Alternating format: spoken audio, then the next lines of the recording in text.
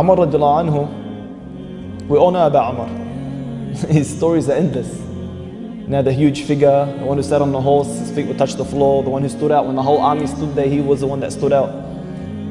The one who, subhanAllah, Allah specifically chose to uphold the deen of Islam. Because the Prophet ﷺ, he made dua, Ya Rab, to guide one of Ahad al-Umarain, one of the two Umars.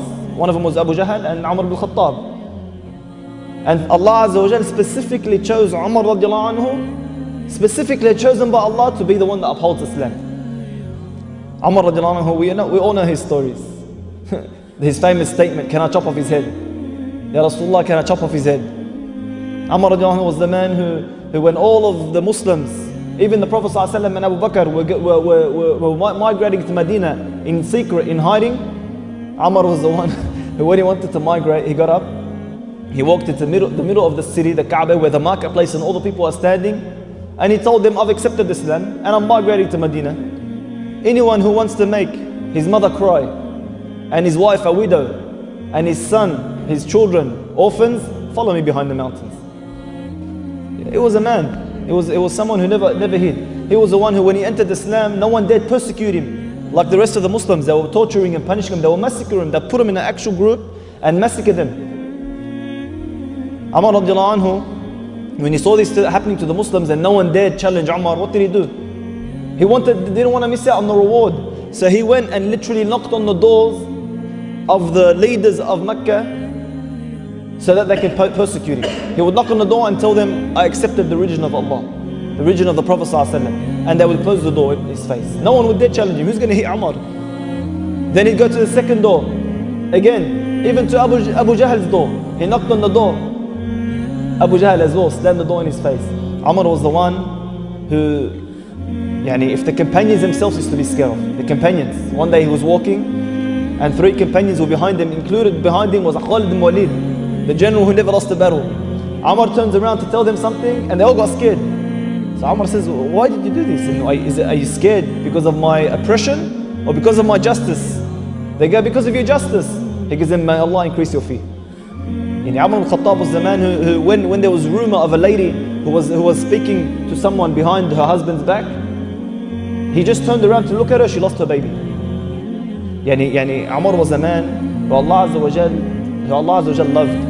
And Umar is the man who on the day of judgment, Islam literally will come and grab Umar's hand and raise it and bear witness for Umar, for how much he gave to this religion. Umar radiallahu anhu was the man who, when he was so pure, Al-Faruq, the criterion between right and wrong, he was so pure that when he would speak, Allah would reveal it in the Quran. Several occasions when the wives of the Prophet played that trick on the Prophet ﷺ. And then Umar radiallahu anhu couldn't believe what they did to him. So he went to the wives of the Prophet and he spoke to them. And he told them basically, if you don't fix yourselves up, Allah Azza wa Jalla will replace you with someone better for the Prophet ﷺ. Aisha couldn't accept this. She goes, do you have to speak on behalf of the Prophet?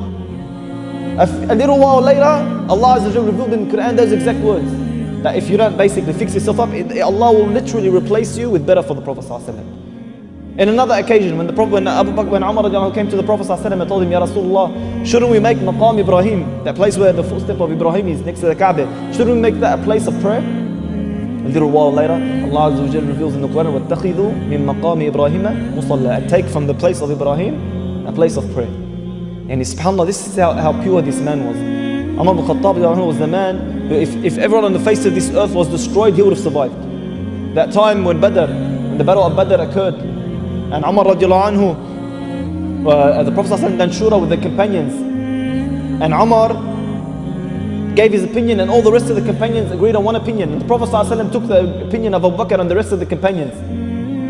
Later on, Umar is walking down the road and he sees the Prophet ﷺ crying and Abu Bakr next to him and they're both crying. So he says, Ya Rasulullah, why are you crying? Let me know so I can cry with you. And if I can't cry, I'll force myself to cry. Prophet ﷺ told him, Ya Umar, if it wasn't for a previous verse that Allah had revealed, Allah would have destroyed us all. And you would have been the only one that survived. Because his opinion was correct and the rest of the companions were all wrong. So Umar ibn Khattab in many occasions, look at his status. Look how much Allah Azza wa Jalla loved him. Look how much he gave to Islam. A man who would literally spend his days working for the people in his khilafah and literally spend the nights giving the rest of the nights for Allah Azza wa Jal.